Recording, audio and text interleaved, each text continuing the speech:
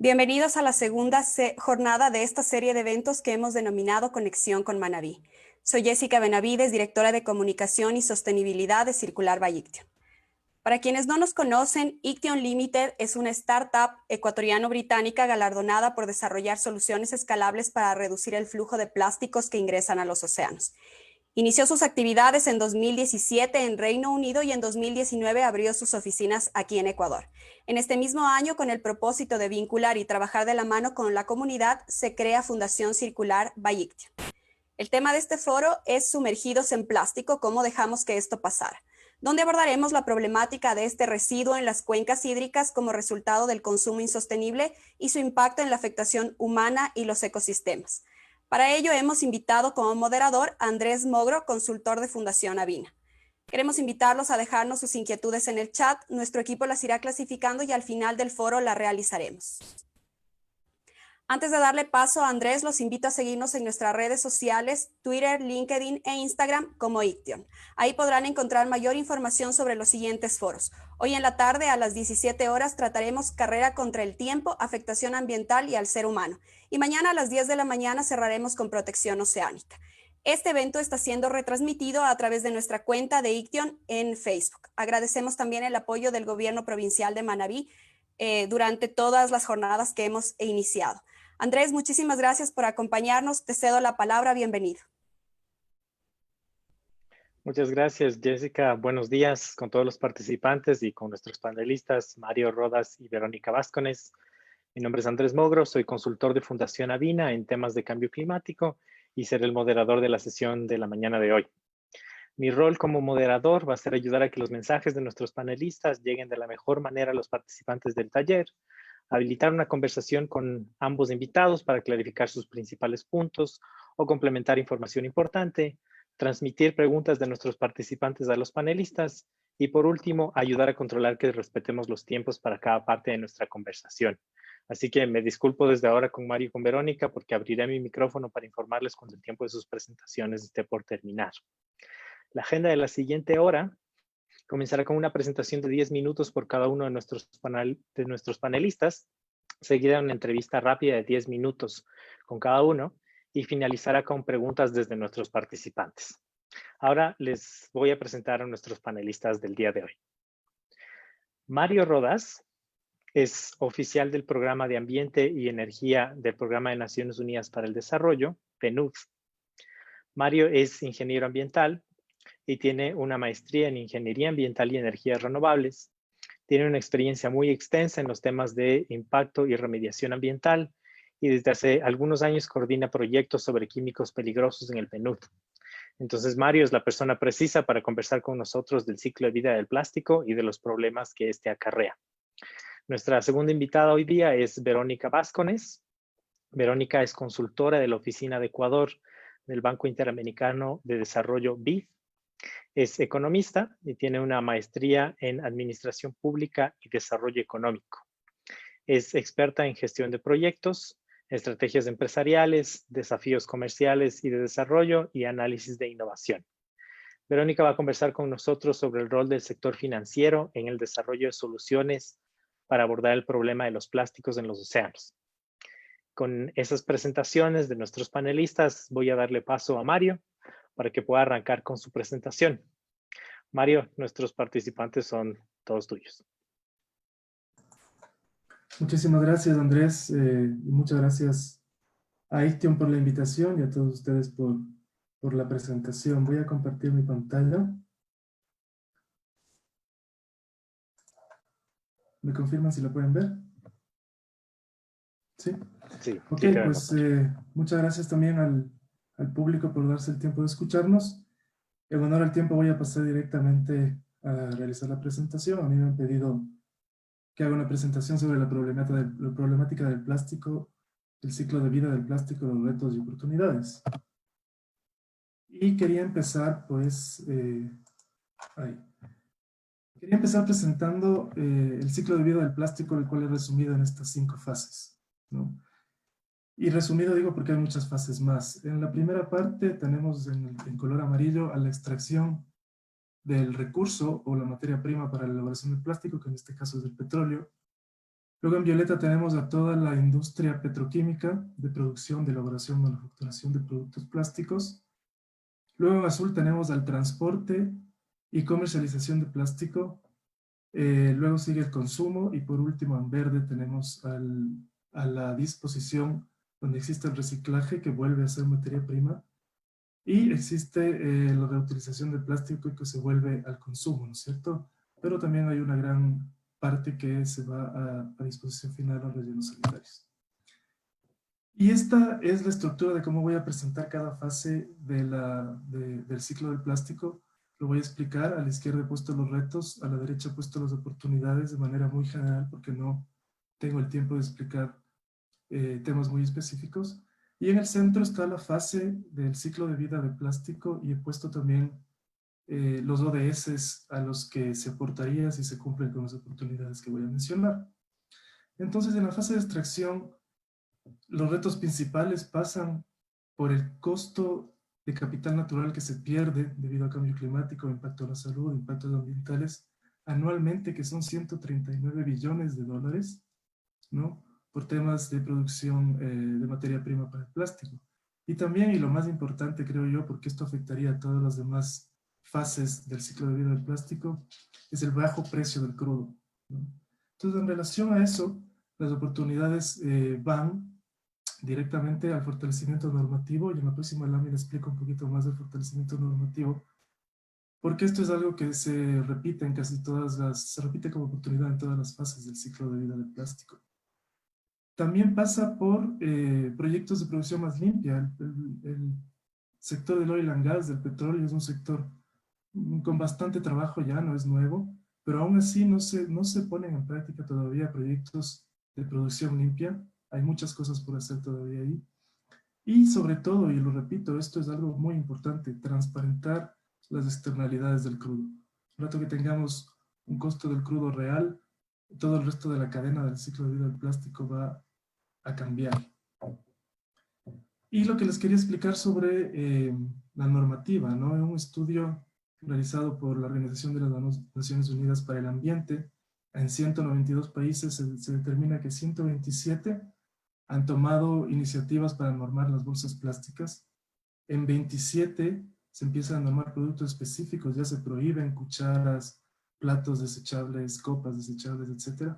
63 ya incluyen temas de responsabilidad extendida del productor, esto es importante, pero apenas 8, ¿no?, toman medidas sobre el microplástico, que todos sabemos ahora que es el plástico que está causando problemas, este plástico de menos de 5 milímetros de diámetro, ¿no?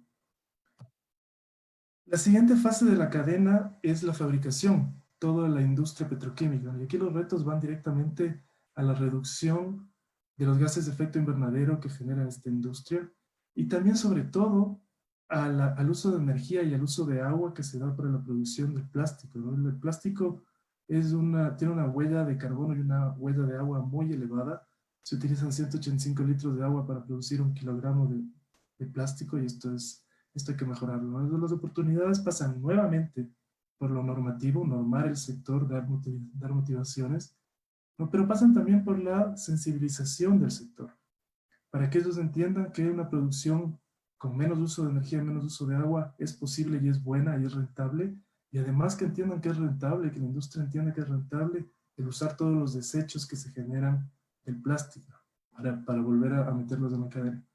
Pasan también las oportunidades por la innovación y el desarrollo para nuevamente mejoras en la producción del plástico y para también aprovechar todo el desecho que se tiene. Hay esta idea de que no todos los plásticos son reciclables. Sí que lo son. Simplemente se necesita un poco de innovación y de desarrollo.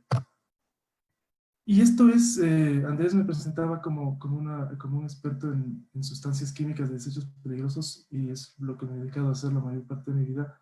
¿Y por qué me meto el tema de los plásticos? Y es por esto, ¿no? Porque empezamos a ver desde hace algunos años, también soy experto del convenio de Estocolmo que lleva los contaminantes orgánicos persistentes y del cual Ecuador es parte. Empezamos a ver que desde hace algunos años que varios de los plásticos, no de un solo uso, sino de uso más a largo plazo, vienen fumigados con ciertos COPs o contaminantes orgánicos persistentes, que son las sustancias más peligrosas que existen en el mundo, y los fumigan porque tienen que resistir calor, ¿no? Estos retardantes de llama se llaman. Entonces, varios de los equipos que usamos, celulares, computadoras, televisiones, los vehículos, todos estos que tienen que resistir calor, vienen fumigados a veces con estos COPs y es ahí donde me empiezo yo a involucrar el tema del plástico. Y esta foto es un vehículo en Bogotá que está siendo desmantelado para hacer análisis de todos los plásticos que contiene y ver si tienen estos retardantes de llama, ¿no? Entonces, esta es otra cosa que la industria tiene que tomar en cuenta de cambiar esta modalidad de producción utilizando sustancias peligrosas que da otro tema importante para la gestión de plástico. En la parte de distribución, en la fase de distribución, lo que tenemos que tomar en cuenta nuevamente son las emisiones de gases de efecto invernadero que se dan debido al transporte sobre todo, y también a la conservación de alimentos. Más de 1.300 millones de toneladas de alimentos se desperdician en esta fase de transporte y comercialización hasta que lleguen a las perchas, ¿no? Porque se dañan.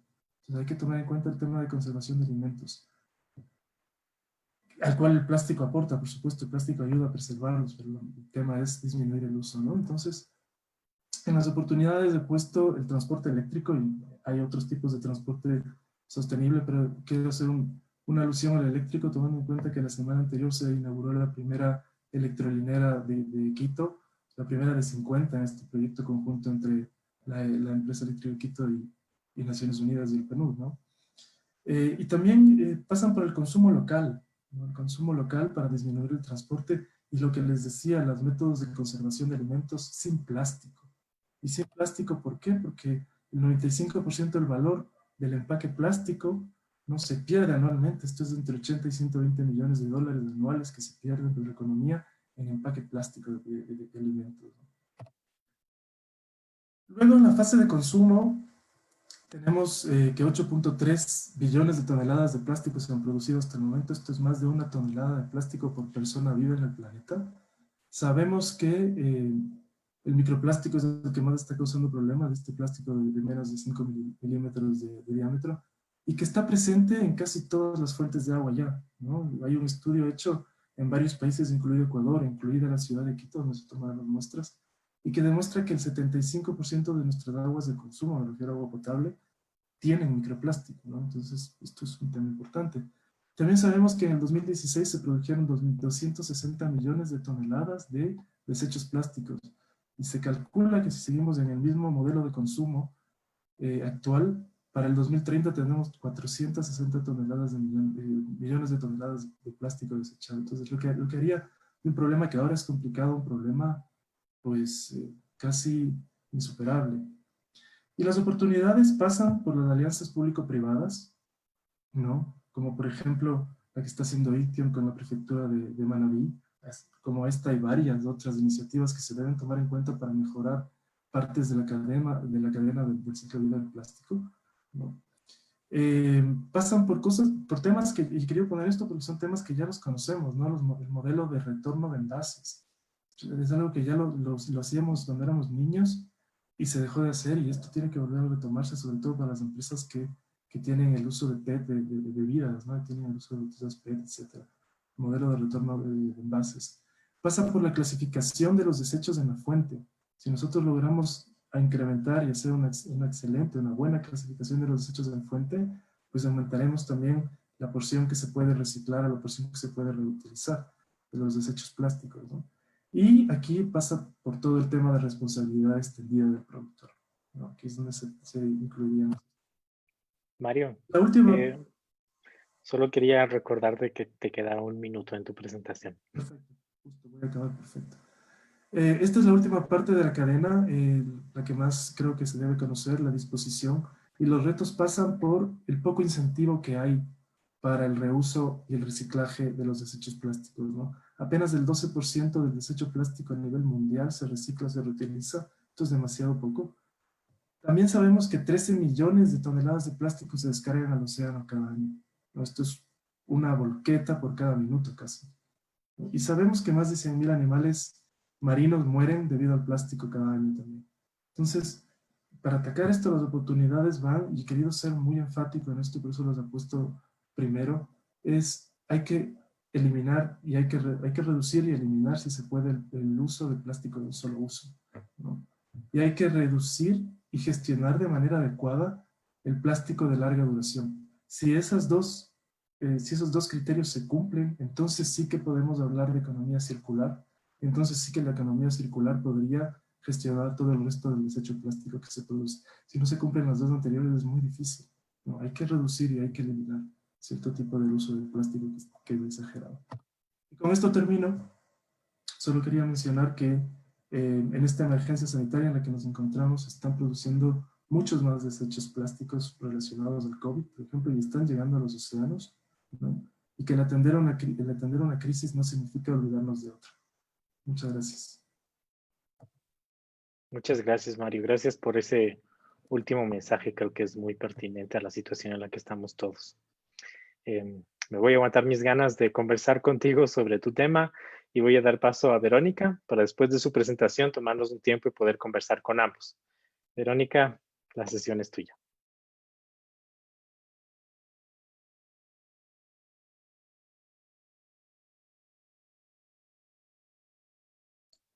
Aló, buenos días, ¿sí me escuchan? Sí, te escuchamos bien. Bueno, primero quiero agradecer a ICTION y también a Circular por la invitación. Estoy muy contenta de hablar de un tema que en lo personal me apasiona mucho y he tenido la oportunidad de vincularme a él desde varios sectores. Entonces, para comenzar, sin más, quiero decirles que hoy día vamos a conversar sobre el rol que tienen las finanzas sostenibles en el desarrollo de las soluciones al problema del plástico. Y quisiera comenzar contándoles cuál es la agenda que había preparado hoy. Y quería primero comenzar con los instrumentos disponibles de finanzas sostenibles para luego pasar a ver las barreras de acceso que hay a este mercado verde que cada vez está creciendo más, pero que en países como el nuestro de repente no es tan conocido y no hay tanta información. Luego quisiera conversar sobre las oportunidades que existen en el mercado verde actual y también, al final, responder la pregunta que nos convoca, que es ¿cómo entonces solucionamos el problema del plástico? Así que con eso quiero también presentarles una imagen que de hecho es artística y estuvo presentándose en Londres para llamar la atención, porque toda esa cantidad de plásticos que están en la imagen se llegan a las playas del Reino Unido y es en realidad solo por cada 2 millas toda esa cantidad de plástico. Entonces la pregunta que yo les hago para invitar a la discusión es ¿cómo surfeamos una ola de plástico de esa magnitud con financiamiento verde? Así que quiero invitarles a que pensemos en una estructura bastante simple de una gran cantidad de productos y servicios de finanzas sostenibles que están disponibles, pero si resumimos en 3 grandes rubros, podemos encontrar los bonos verdes, sociales y sostenibles, que están cada vez de moda, los fondos de inversión, que por un lado pueden financiar alianzas público-privadas, como nos contaba anteriormente Mario, y también tenemos la posibilidad de que estos fondos financien créditos verdes en instituciones financieras. Entonces, un poquito para ver la magnitud de este mercado en general, podemos entender a los bonos verdes como instrumentos de renta fija que se transan en bolsas de valores. El mercado a nivel global, que nació en 2007 con la primera salida de estos bonos, hasta hoy día ha acumulado 694 billones de dólares. Para 2020 se estimaba que llegue a 350 billones en ese año. Ahora, con la crisis que estamos viviendo, tanto sanitaria como económica, de repente no lleguemos a esa cantidad, pero sí hay una gran cantidad disponible todavía en el mercado que está, de hecho, gustosa de ir hacia mercados como el nuestro, donde hay un montón de potencial para generar proyectos que tengan bienestar tanto económico como ambiental y social. Del otro lado, también tenemos los créditos verdes, que no son otra cosa que un préstamo para proyectos o empresas. Y cuando me refiero a proyectos, quiero también aquí decir que pueden ser proyectos personales o proyectos de gobiernos subnacionales, por ejemplo, así como proyectos de empresas privadas. Pero en todo caso, estos créditos suelen financiar por dos tipos de vías a las empresas o a las organizaciones. Por un lado, eligen modelos de negocio que sean intrínsecamente verdes, es decir, que desde el diseño hayan creado una solución de tal manera que no generan tantos desechos, por ejemplo, o tienen formas eficientes de manejo de energía, etcétera, etcétera. Pero por otro lado, también financian propuestas de mejora de procesos productivos ya existentes que tengan impactos verificables en temas, por ejemplo, como cómo las empresas se certifican en sostenibilidad, qué tipos de estándares están siguiendo. También si están apuntando hacia eficiencia energética o quizás utilizando energías renovables. Otro punto que es muy importante para nuestro país son las tecnologías agropecuarias de coeficientes. Algo que de hecho si impulsamos un poquito más, creo que va a tener un altísimo potencial. Toda nueva tecnología que genere de nuevo estos impactos verificables y toda maquinaria que permita, por ejemplo, ahorro de recursos, agua, insumos y reducción de emisiones o desechos, son bienvenidos para el financiamiento a través de estas líneas. Entonces, con eso quiero contarles si hay tanta cantidad en el mercado, qué está pasando en nuestros países, que no tenemos suficiente generación de este tipo de financiamiento para proyectos que son muy buenos. Y pasa que en Ecuador ha habido bastantes avances desde el 2016, cuando se lanzó el protocolo de finanzas sostenibles en Galápagos, pasando por la aplicación de sistemas de análisis de riesgos ambientales y sociales por parte de del sistema financiero, pasando también por la aprobación de principios de bonos verdes, de crédito verde, y la más reciente quizás es estos principios de banca sostenible que a finales del año pasado contaron con el apoyo de 9 bancos locales. Y recién la semana anterior, como algunos de ustedes pueden saber, se lanzó o se abrió el proceso para generar este Pacto Nacional para Finanzas Sostenibles. Entonces, todas estas oportunidades o ventanas hacia generar un mercado más sostenido, digamos, o más fuerte de las finanzas sostenibles en Ecuador, se ve truncado muchas veces por una barrera que es invisible, pero está ahí, y se trata de la falta de información de cómo utilizar estos productos y servicios. Entonces, Deloitte el año pasado encuestó a 105 de las empresas más representativas del país y les preguntaba si es que, por ejemplo, conocían qué son las finanzas sostenibles y sus beneficios. El 64% de las empresas conocían, pero cuando ya llegaba la hora de implementar o de utilizar las finanzas sostenibles para financiar su negocio, 82% de esas empresas no tenían un plan para ejecutarlo. Y además atribuían a no tener suficiente conocimiento técnico para trabajar en este ámbito. 71% de las empresas no conocía cómo acceder a este tipo de servicios. Entonces, esta es la hora en la que, de hecho, creo que hay que comenzar a difundir cuáles son las oportunidades que hay en este mercado verde.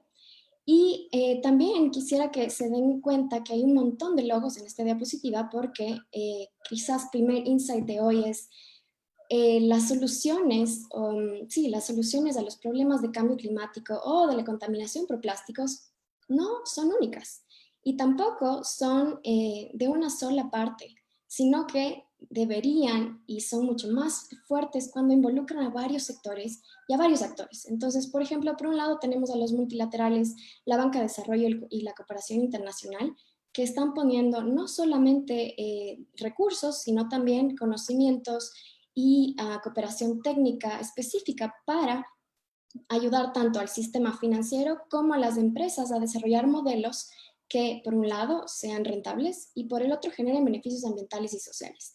En Ecuador tenemos estos 5 bancos que han sido pioneros en lanzar líneas de crédito verde, como es el caso de Produbanco, el Pacífico, el Bolivariano, Procredit, pero recientemente este año, o a finales del anterior, el Banco del Pichincha fue el tercer banco en Iberoamérica en lanzar bonos verdes para financiar biocréditos. Ustedes pueden ver aquí las cifras. Por ejemplo, el Banco de la Producción había colocado en 2019 91 millones en 47 proyectos. Imagínense la cantidad. En todo caso, lo que quisiera rescatar también es que a nivel internacional hay varias iniciativas, por ejemplo, IT Blue Ocean Plastic Solution, que vincula de nuevo varios de estos actores, en este caso el laboratorio del Banco Interamericano de Desarrollo, con una empresa que se llama EXA, y que se dedicaba a reciclar plásticos, pero con un incentivo de 1.1 millones de dólares, ampliaron la capacidad para reciclar estos plásticos y generar una mayor cantidad o mayor variedad de productos finales de calidad de exportación. Entonces esto fue parte de también una iniciativa que se llamó Blue Tech Challenge y que si queremos adelante comentar sobre, por ejemplo, la economía verde y la economía azul, que es algo que suena mucho últimamente. Finalmente, llegamos a, por fin, responder la pregunta, ¿verdad? Entonces, ¿cómo mismo solucionamos el problema del plástico? Y me voy a de hecho, usar el ciclo del plástico que bien nos explicó Mario antes, para decirles que en cada una de las etapas del ciclo se pueden hacer preguntas relevantes para, por ejemplo, reducir la producción, paso número 1, para reemplazar el uso del plástico por otros materiales biodegradables, para desde el diseño generar los productos de tal manera que sean reciclables, tener una mejor y más eficiente recolección de los desechos o residuos que tal vez sigan habiendo, aumentar la capacidad de reciclaje mecánico que hoy por hoy es bastante limitada, también invertir en ciencia y tecnología para que cada vez la conversión de plástico a plástico sea más eficiente y entonces podamos realmente utilizar un plástico reciclado de alta calidad una vez que ha pasado por un proceso de reciclaje. También mejorar la calidad y, digamos, la parte técnica de los botaderos, de los residuos que aún queden, y, por favor, reducir las exportaciones de desechos, que hoy por hoy es un mercado bastante perverso. Si ven todas estas 8 acciones, en realidad, como dice The Pew, que es esta organización que se ha dado el trabajo de hacer un algoritmo para que haga proyecciones de, en base a estas acciones, cómo vamos a ir avanzando hacia esta lucha en contra del plástico. Ellos nos dicen, bueno, si hacemos estas 8 acciones y lo hacemos alrededor del mundo, de repente sí podríamos reducir el flujo de plástico en 80% hasta el 2040. Pero ¿qué necesitamos? Algo que UNEP-FI, que es la iniciativa financiera del Programa de Naciones Unidas para el Ambiente, nos dice, bueno, creo que hay que apostar a que cambiando las finanzas tradicionales hacia las finanzas más sostenibles, podamos financiar el cambio necesario para resolver este problema del plástico y otros problemas que nos trae el cambio climático. Entonces, en conclusión, quiero que se lleven 3 cosas. La primera, no hay una solución única. La segunda, tenemos que colaborar entre todos los sectores. La tercera es que hay fondos y si es que hace falta información, creo que es importante que podamos ser agentes de difusión de esta información, porque si podemos utilizar las finanzas sostenibles para impulsar esas acciones que hacen un cambio en nuestro ambiente y sociedad, creo que vale muchísimo la pena. Con eso yo les agradezco y me quedo pendiente de lo que nos diga nuestro moderador. Muchas gracias, Verónica. Vi que estabas terminando y preferí no interrumpirte. Me di cuenta de que Mario también estaba terminando y le interrumpí en su presentación. Gracias a los dos por sus presentaciones. Creo que justo lo que nos ayudan a ver es cómo se conjugan la problemática con posibles soluciones desde las empresas o desde el sector financiero. Y eso me lleva a la primera pregunta que quería hacerle a Mario. Mario, tú nos comentabas que uno de los productos derivados del plástico que genera más problemas en el ambiente es el microplástico. Pero creo que tal vez para la gente común y corriente que nos puede estar escuchando, ellos pensarán que no hacen uso de productos de microplástico o que ellos no están vinculados a generar este microplástico y pueden, digamos, pensar que eso es culpa de las empresas o de las industrias o de alguien más. ¿Nos puedes contar un poco más sobre qué productos contienen el microplástico y qué impacto está teniendo el microplástico sobre las personas y el ambiente? Sí, claro, mira, el microplástico viene, como tú dices, añadido en varios productos, las pastas dentales, por ejemplo, algunas pastas dentales blanqueadoras, algunos detergentes de lavadora también tienen microplástico. En general, a los productos que necesitan cierto tipo de abrasión, de generar cierto tipo de abrasión, contienen microplástico en ciertos casos, y eso es un tipo de contaminación directa, pero además El plástico, los otros productos plásticos que se desechan al ambiente, el plástico dura entre 200 y 400 años en desintegrarse totalmente, pero el efecto del sol, el efecto mecánico de la flotación, de la fricción, etcétera, hace también que se vaya rompiendo en pequeñas partículas y que cree también nuevos tipos de microplástico. El microplástico se define a la final como todo aquel que tiene menos de 5 milímetros de diámetro, ¿no? Y que es fácilmente digerible por organismos vivos. Entonces, el tema aquí es que los plásticos, y esto es una consideración personal mía, se pueden caracterizar como un COP, como un contaminante orgánico persistente, ¿no? ¿Por qué? Porque son persistentes en el ambiente, se degradan en muchísimo tiempo, porque son bioacumulables, porque hemos visto que los organismos los asimilan, los ingieren al ingerir sus alimentos también y se mantienen en sus organismos por mucho tiempo, son bioacumulables y son biomagnificables, es decir, que mientras van pasando a niveles más altos de la cadena trófica van aumentando su concentración, ¿no? Estas son características de un contaminante orgánico persistente, ¿no? El plástico no lo es, pero yo lo defino de esa manera también porque cumple casi con todo, excepto con ser tóxico, ¿no? Pero, como les decía, hay plásticos que vienen fumigados con productos peligrosos que los hacen tóxicos. Entonces, para mí el plástico se debería también definir de esa manera porque ayudaría a generar normativa que lo pueda controlar. Entonces, cuando digo que son magnificables, tú imagínate, un pez pequeño está comiendo plancton y también a la vez come microplástico, viene el pez grande, lo come y empieza a ingerir todo el microplástico que tenía ese pez pequeño, conociendo que los humanos estamos en una parte muy alta de la cadena trófica y somos a la final quien consume muchos de estos productos, ¿no? Entonces, también tenemos microplástico que nos afecta de diferentes maneras. Nos afecta tanto por ser un cuerpo extraño que está en el organismo como porque pueden tener productos peligrosos y liberan productos peligrosos, ¿no? Entonces, los efectos del microplástico, del plástico en general, en el organismo de un ser vivo son varios, dependiendo de qué tipo de plástico hayas podido ingerir. Y ya vemos que, sobre todo en animales marinos, está causando muchísimas muertes al año, ¿no? Gracias, Mario. Y tú nos comentabas justo que la mayoría del plástico que se genera no se recicla. Mario nos decía que solo alrededor del 12% del plástico se recicla. Eso significa que el resto del plástico está en algún lado. Recuerdo yo haber estado en un curso que hablaba justo de los objetivos de desarrollo sostenible y nos hacía pensar que el planeta tiene que verse como una unidad en la que nada entra ni nada sale. Entonces, eso nos hace darnos cuenta de que todo el plástico que se ha hecho en la historia, como decía Mario, probablemente esté en algún lado. Entonces, lo que quería preguntarte a ti, Mario, es, ¿por qué crees tú que a pesar de que se ha hablado durante varios años del tema del reciclaje o de la reutilización, la gente no hace uso de estas prácticas? Es decir, el reciclaje es muy limitado en el país. ¿Es un problema que tú crees que viene de la gente, viene de la falta de recicladores, de incentivos, de instituciones? ¿Por qué crees tú que la gente no recicla? Ya lo dijo Verónica, no hay una solución única, ¿no? Esto pasa por muchos temas, esto pasa, y a mi manera de ver, pasa principalmente porque no hay una motivación para reciclar.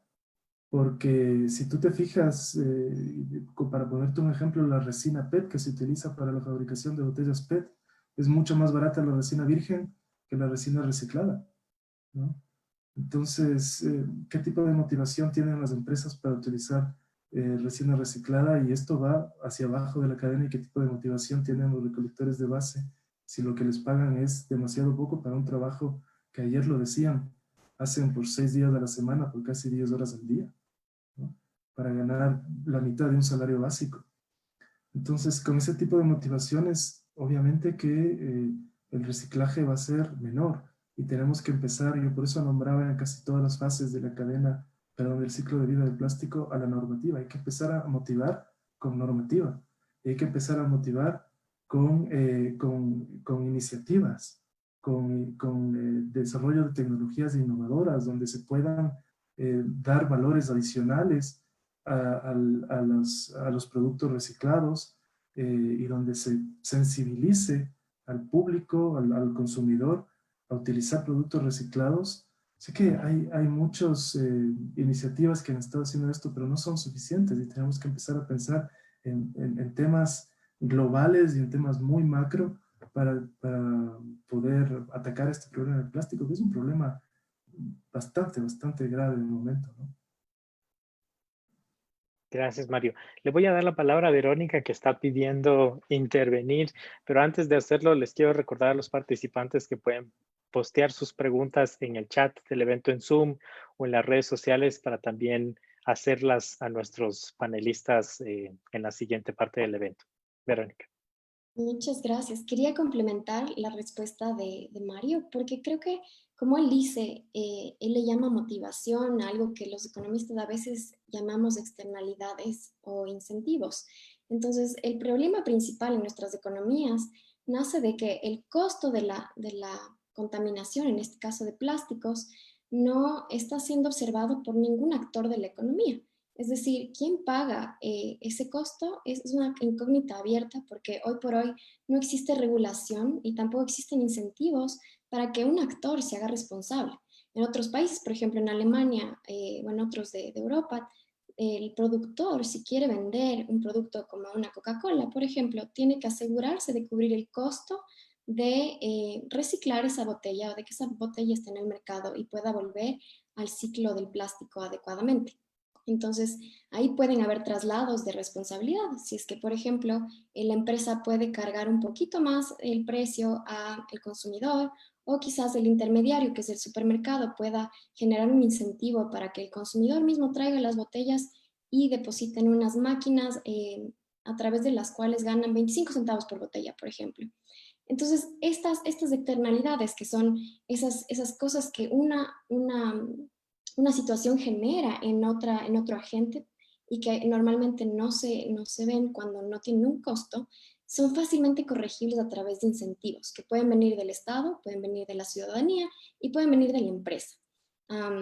También un marco regulatorio puede funcionar, pero yo creo que aún más importante que el marco regulatorio es esta generación de incentivos, porque realmente es lo que permite cambiar la mentalidad que deberíamos todos tener o adoptar para reducir el consumo, producción y desecho de plásticos. Gracias por esa reflexión, Verónica. Creo que justo el problema viene de lo que tú mencionas, y es que a veces tanto las empresas como las personas no estamos al tanto de cómo el tema del reciclaje del plástico puede ser visto como una oportunidad, sino que más bien pensamos en nuestras facilidades. La principal razón por la que los consumidores toman decisiones sobre los productos que van a adquirir casi siempre es el precio.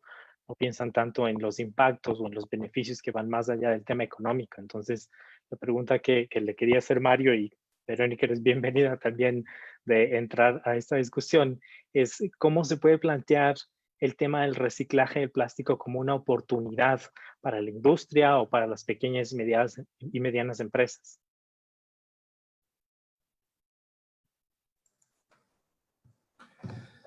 Bueno, hace poco en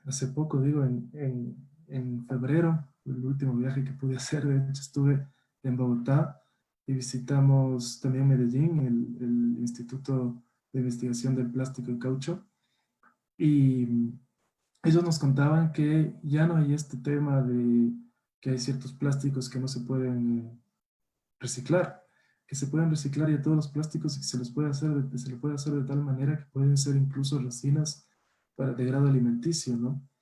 Entonces, el tema de la tecnología existe, es un tema simplemente de sensibilización hacia la industria, digo yo, y también el tema que habla Verónica, que es muy importante, el de transparentar todas las externalidades que hay del plástico, ¿no? Si es que nosotros lograríamos hacer una campaña global, digamos, de sensibilización hacia los consumidores y hacia los productores de plástico, creo que se lograría bastante. Es algo parecido a lo que es el cambio climático, ¿no? Que tú conoces bastante, Andrés.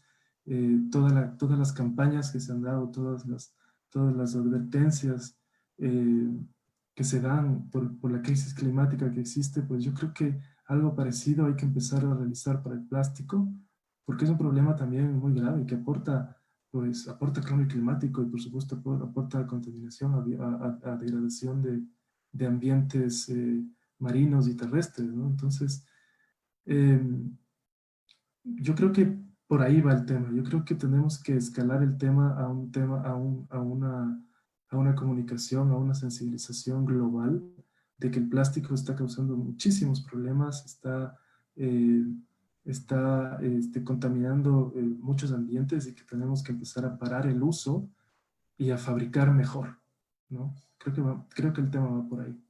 No sé, seguramente Verónica puede agregar algo más. ¿Quieres agregar algo, Verónica, o seguimos en nuestra conversación? Sigamos, sigamos. Bueno, regresando un poco al último que mencionaba Mario, sobre esta reflexión que tenemos que hacer todos sobre cuál es el impacto que está teniendo el plástico sobre el mundo. Digamos, en décadas anteriores no se veía el tema del plástico como un problema, más bien era una solución, porque todo podía estar hecho de plástico y las empresas se volcaron mucho a esa como una alternativa de producción para todos sus productos, sus empaques, el uso exagerado, digamos, ahora de los empaques, de las fundas plásticas. Entonces creo que parte de la solución, como decía Mario, es darnos cuenta del aporte que tiene cada uno, sea positivo o negativo en la problemática. Y ahora que trajiste el ejemplo de cambio climático, yo quería mencionarles que en algún momento que hacíamos la reflexión del tema del cambio climático, la gente pensaba más que el cambio climático estaba vinculado a las empresas, al transporte, a la industria manufacturera, a la energía, pero no pensaba mucho cuál es el impacto desde los hogares. Y lo cierto es que el impacto desde los hogares también es muy grande. Entonces mi pregunta, Mario, es ¿qué puede hacer la gente para reducir el uso de plástico de un solo uso, o cuáles son los plásticos de un solo uso que tienen, que se utilizan más, digamos, en los hogares y que la gente debería tratar de evitar?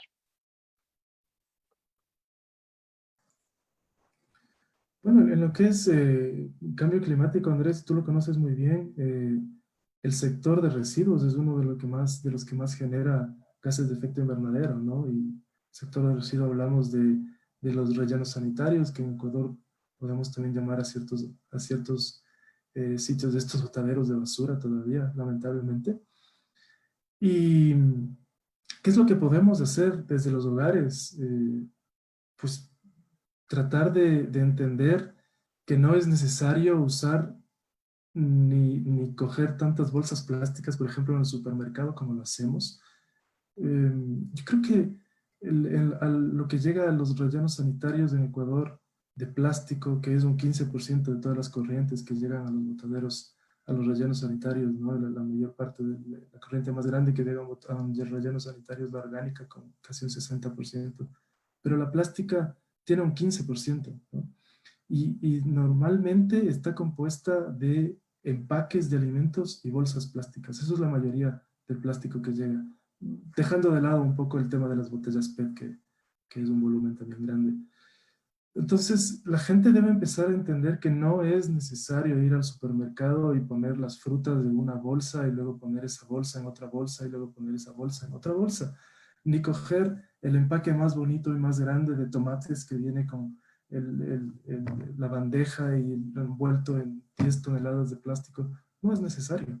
Se puede coger al granel perfectamente y se puede coger sin utilizar bolsas. Tenemos que empezar a sensibilizarnos de esa manera. Es una cosa tan sencilla, ¿no?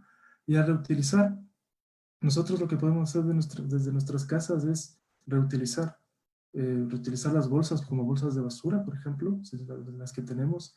Reutilizar las botellas que tengamos para regar las plantas, por ejemplo, para tener una regadera de plantas. Hay varias maneras de reutilizar y hay tantas cosas que se pueden encontrar en internet que se pueden hacer con los desechos plásticos, los residuos plásticos que generamos en la casa. Y luego nosotros tenemos que aprender y ser muy conscientes en el clasificar, digamos, los desechos para que estas increíbles personas que son los recolectores de base, y digo las porque en realidad son casi todas mujeres, tengan las facilidades de adquirir un producto que es para ellos nuestro desecho y poder reciclarlo sin mayores problemas y poder obtener con menos tiempo de trabajo los beneficios que se merecen, ¿no? Creo que pasan por ahí las actividades que nosotros podemos hacer desde la casa para reducir el uso y para darle un mejor destino a lo que necesitamos usar, porque en realidad, como tú dices, Andrés, el plástico se ha vuelto un commodity necesario. Eh, nos quita tiempo, nos ayuda a mejorar nuestros tiempos, nos da comodidad, etcétera. Entonces sí, es un commodity necesario ahora, pero la exageración no es necesaria. Entonces pasa por ahí lo que nosotros podemos hacer. Gracias, Mario. Verónica, vamos a conversar contigo un momento de algunos de los temas que tú mencionaste. Creo que es alentador frente al panorama y a la problemática que nos comenta Mario, ver que sí se están generando soluciones, que el sector financiero es un actor importante en la generación de estas soluciones. Entonces, la primera pregunta que tenía yo para ti es, ¿qué motiva a las instituciones financieras a ofrecer estos instrumentos de finanzas sostenibles que tú nos mencionas?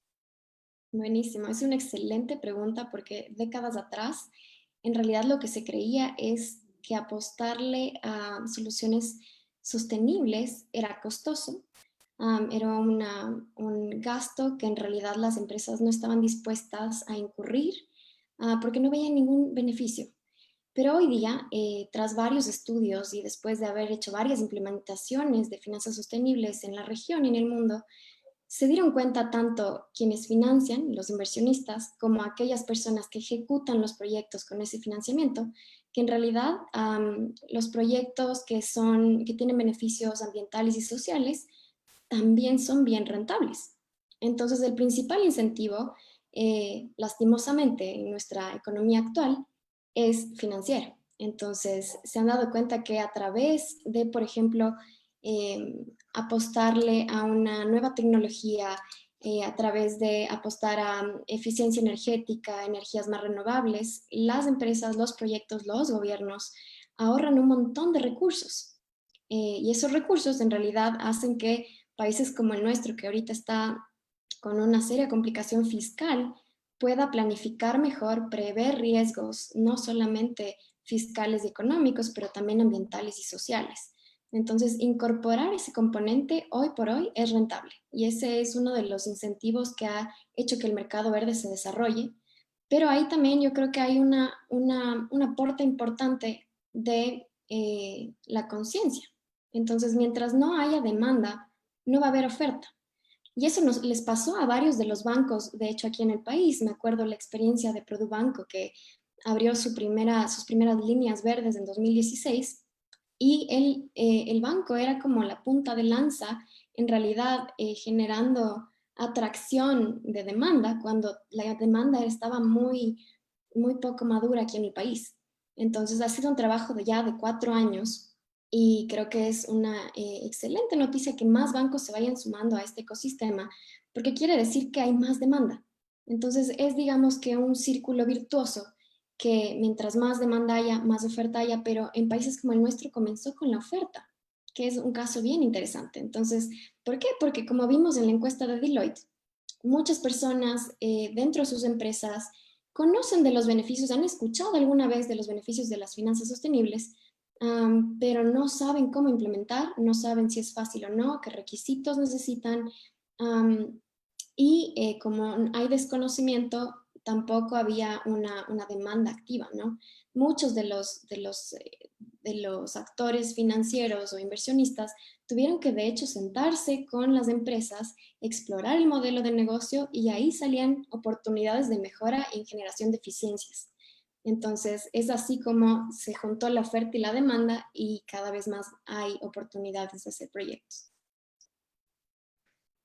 Gracias, Verónica. Creo que te adelantaste a la siguiente pregunta que te iba a hacer y más o menos nos has respondido eso, porque lo que yo he podido ver también en mi experiencia es que pese a que esta oferta de líneas, de instrumentos verdes está creciendo desde el sector financiero, no hay mucha demanda todavía desde el sector de las empresas o de las personas, incluso para estos productos. Entonces, lo que yo quería preguntarte es, ¿cómo se puede fomentar un poco más esta demanda? Tal vez tiene que ver con lo que tú mencionabas sobre que no hay mucha información sobre cómo utilizar estos instrumentos de finanzas verdes o información sobre la oferta que existe.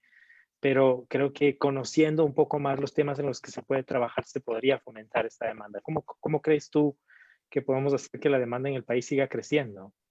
Claro, creo que como bien dices, hay que mostrar números. Si es que a mí me preguntaras si quiero acceder a un préstamo verde, en realidad puedo hacerlo como persona natural, es otra cosa que quizás no hice énfasis. No sé, quizás si no supiera tanto, no tendría mucha idea cuál es la diferencia. No todas las personas revisan los informes de sostenibilidad de la banca ecuatoriana y en los últimos 3, 4 años estos informes ya han tenido métricas que dan cuenta del impacto que tienen las finanzas sostenibles, no solamente en temas de ambiente, pero también en rentabilidad. Y te quiero dar un ejemplo de el último informe que revisé, que fue del Produbanco. No tengo ninguna relación con el banco per se, pero me parece un buen ejemplo para el caso ecuatoriano, donde, por ejemplo, ellos medían cuál fue en metros cúbicos de agua el ahorro que generaron a través de sus proyectos verdes. Entonces ellos decían como 605 mil metros cúbicos de agua ahorrados, o 2.6 millones de kilovatios hora ahorrados, o 4.2 mil toneladas de desechos evitados. Entonces, si vamos, por ejemplo, por el lado del plástico, creo que a los millennials y centennials que nos escuchan, les va a gustar escuchar estos datos, porque normalmente tenemos una media llena de noticias súper tristes, súper preocupantes, riesgos, pandemia, pero estos datos se nos están escapando. Así como te decía, estos que están relacionados al tema ambiental, también tienes, por ejemplo, un caso que es súper relevante, fue el financiamiento de la holandesa. La holandesa es una industria que es intensiva en el uso de agua. Entonces, uno de sus principales retos era tratar de minimizar el uso o de alguna manera también tener una planta de tratamiento para que el agua que salga no esté de tan mala calidad.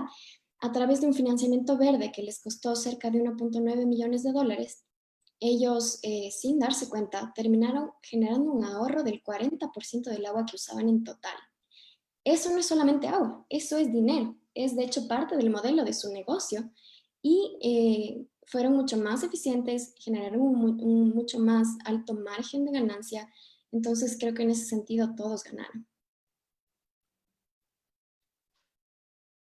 Mario, ¿nos estás pidiendo la palabra?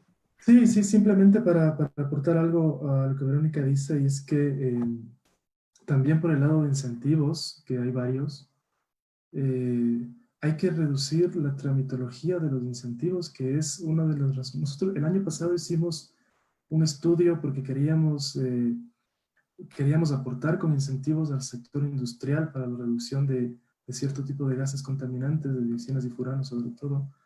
Y empezamos el estudio identificando qué incentivos ya hay, ¿no?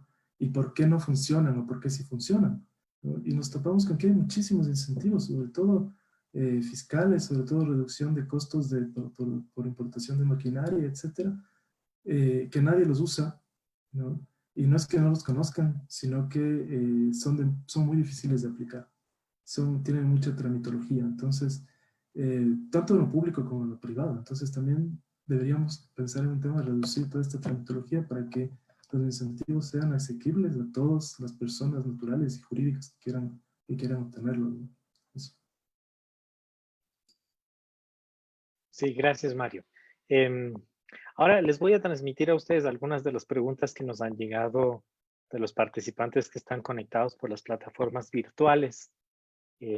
La primera pregunta para Mario tiene que ver un poco sobre hacia dónde estamos yendo, ¿no?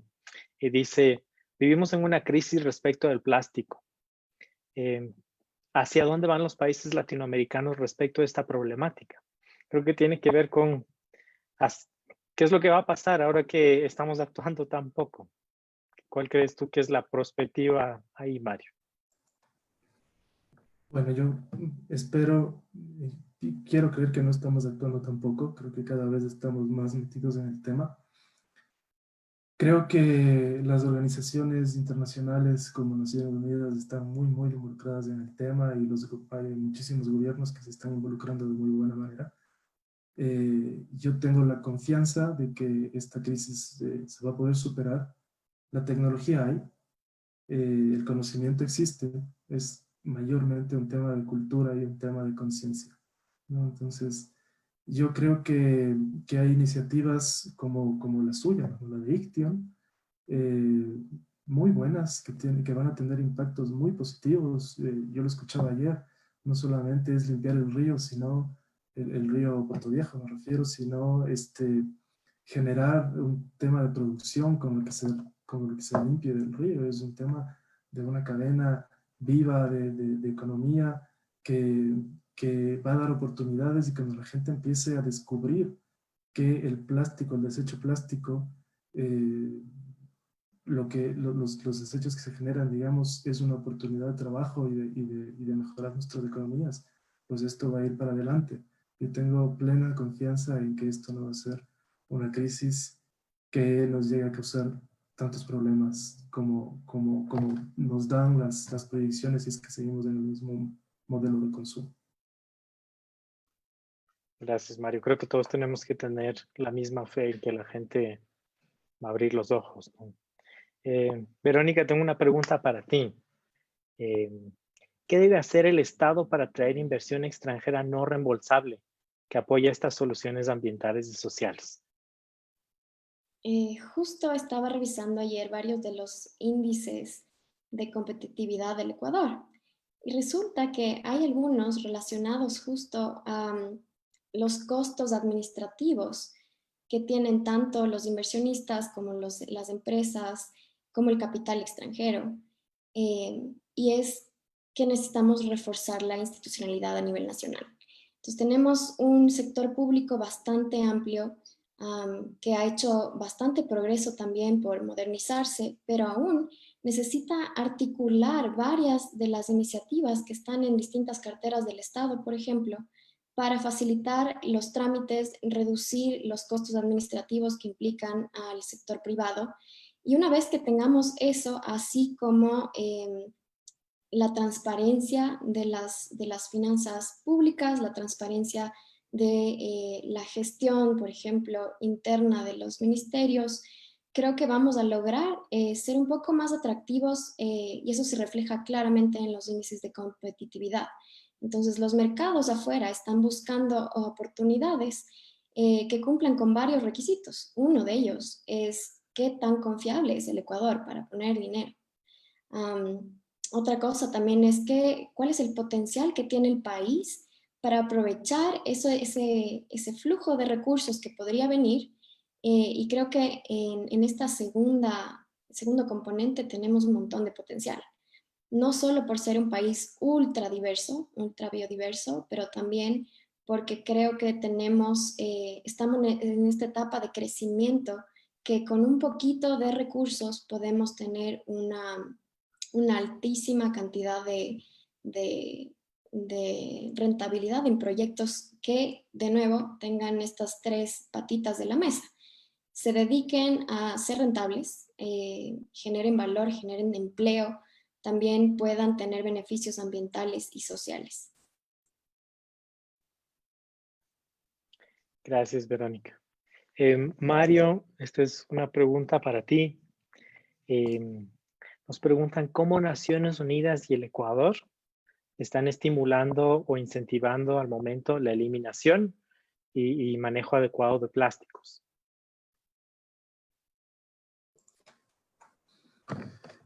Bueno, de muchas maneras. Nosotros estamos trabajando con varias iniciativas que vienen a nivel mundial. Las estamos tratando de aplicar en Ecuador.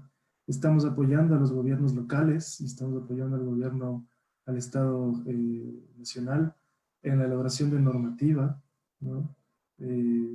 hemos apoyado también al municipio de Quito en la revisión de su normativa para plásticos. Y generalmente damos pues apoyo técnico en todas las ideas y todas las iniciativas que vienen desde el Estado. Pero además también nosotros estamos tratando de generar proyectos, ¿no? Ustedes conocen los proyectos de Naciones Unidas, no son proyectos que vienen a solventar un problema entero, sino simplemente a demostrar que hay manera de hacer las cosas de manera con métodos sostenibles y que se puedan replicar y que se puedan multiplicar los beneficios que generan, ¿no? Entonces nosotros estamos generando proyectos y estamos buscando fondos internacionales para aplicar los proyectos aquí en Ecuador. Últimamente hemos estado trabajando con la empresa privada en la generación de nuevos proyectos de plástico, porque creemos que también es, utilizando el tema de responsabilidad extendida del productor, también es desde ellos de donde deben hacer estas iniciativas. Ellos deben fondearlas y nosotros pues aportaríamos con todo el know-how, el conocimiento técnico, la implementación de los proyectos con metodologías del PNUD. Y hemos tenido muy buenos resultados con el sector privado con el que hemos logrado tener reuniones y creemos que estamos prontos a activar un proyecto de plásticos que llegue a poder actuar en casi todas las aristas de este ciclo de vida del plástico, ¿no? En temas de producción, porque queremos meternos en el tema de la generación de resina. Nosotros no producimos resina virgen, pero producimos resina reciclada, y la mayor parte de la resina reciclada que produce Ecuador se está exportando, ¿no? Entonces, queremos llegar a tener este tema en todas las fases del ciclo de vida del plástico para mejorarlo y para producir beneficios que se puedan replicar por otros vectores y que se puedan escalar, ¿no? Entonces, creo que la Organización de las Naciones Unidas tiene una intervención clave al tener este apego con este trabajo tan cercano con el gobierno en ayudar tanto en la normativa como en los incentivos, como en la generación de proyectos y sobre todo en la concientización a la gente, en la que debemos trabajar todos de manera conjunta, ¿no? Gracias, Mario. Creo que tenemos tiempo para una última pregunta para Verónica. Verónica, esta pregunta creo que viene de algo que conversabas tú, y es la impresión que tiene a veces la gente de que acceder a estos instrumentos todavía es muy difícil. Entonces, la pregunta que nos hacen aquí, y comienzan con una reflexión diciendo que las soluciones innovadoras que se generan para combatir el plástico muchas veces vienen de emprendedores o de startups, pero que el acceso al financiamiento para estas instancias un poco más pequeñas es complejo. Entonces, la pregunta es, ¿qué posibilidades ves tú que estén en el horizonte para estos emprendedores? Es una excelente pregunta, que de hecho creo que mucha cantidad de la banca nacional se ha hecho en los últimos 4 años. ¿Cómo de verdad potenciamos a las ideas que tienen los emprendedores, que no necesariamente son las empresas más grandes del país? Hay que ser sinceros, el mercado verde en el país nació con financiamiento a proyectos de empresas muy grandes, pero hoy por hoy creo que el principal valor agregado que aportan estos créditos verdes, que tienen distintos nombres en cada institución, pero al fin tienen este mismo propósito, es que esta cartera no está compitiendo con el mercado tradicional en tasas de interés o, por ejemplo, en plazos, sino que de hecho se ha dedicado a especializarse en áreas de ambiente, en áreas sociales, de tal manera que la asesoría que pueden recibir los emprendedores y empresas micro, pequeñas y medianas a través de las unidades de estos bancos es súper grande.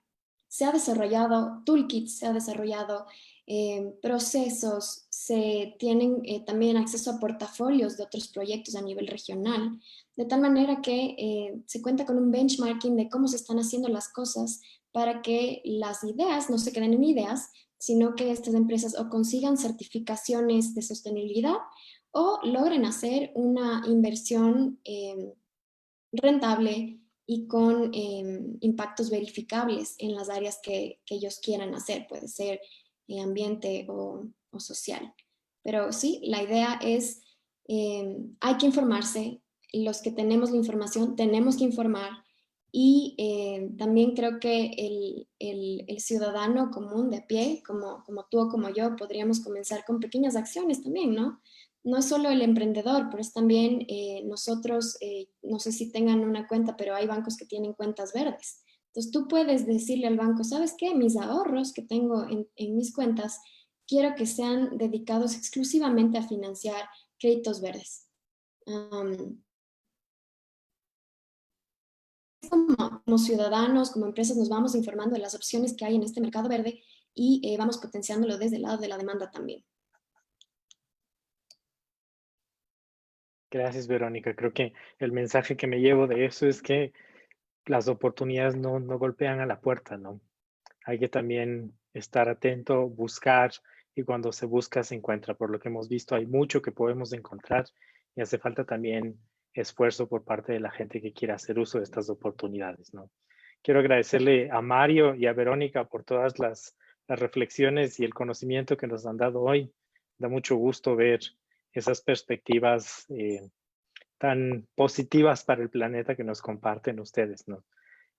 Agradecerles otra vez a los participantes también por sus preguntas y por su participación. Y con esto le devuelvo la palabra a Jessica para el cierre del evento. Muchas gracias, Andrés, por tu participación. Agradecemos también a nuestros panelistas y al Gobierno Provincial de Manabí por su apoyo.